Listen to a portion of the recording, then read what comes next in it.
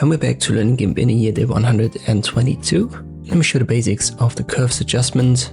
We yet again use the histogram. If you can't find that, go to Windows, Dockable Dialogs, click on histogram, and you can see we have a little bit of a gap on the left, maybe like 6 or 7 points, but on the right we have another issue. So there is information on the right, therefore we can't cut off this area, but we kind of need to drag the middle portion towards the right to close, let's say, the curve here. And if we use the levels like we did in the last video, you can try to achieve that a little bit.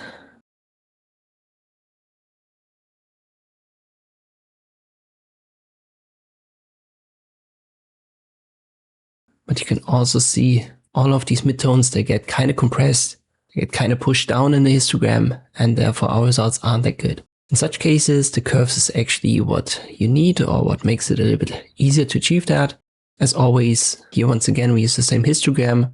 If yours doesn't look like mine, or the histogram on the right hand side, then yet again check these top options here first, these icons. You want to use perceptual and linear histogram, and whenever you misclick, simply reset the channel. Make sure the preview is checked, and we use the value channel right here. So this is basically the overall channel for all of the colors. And the basic adjustment that we can do here first is this little adjustment on the left. So this works just like the levels. In this case, like an input of 6 or 7 should be good. That closes our gap, and we still retain all the information in the image. If you had a gap on the right hand side, you could also drag this top point of the curve a little bit to the left. In our case, we don't need it. As I've said, there is enough information on the right hand side.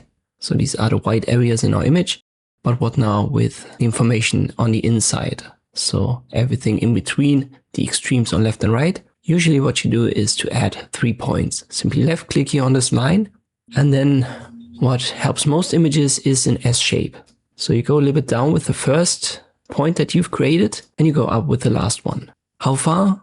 That depends on your image. In this case, we could actually go very far, but obviously it's going to destroy a little bit of the color tones. So you also have to use your eye. Don't just rely on the histogram. And in center, you will now have the midtones. So if you wanted to drag the midtones a little bit to the right in our histogram and still preserve the extreme points, our curve might look something like this. So it's still an S shape, relatively flat on the left-hand side and relatively steep on the right-hand side. You can add additional points if you want to.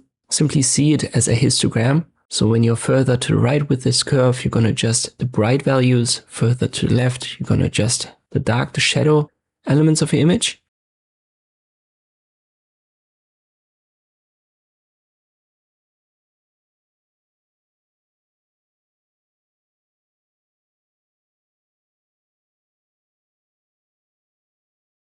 But I'm actually quite happy with this result. If we compare it to the original, you can see there's certainly a big improvement.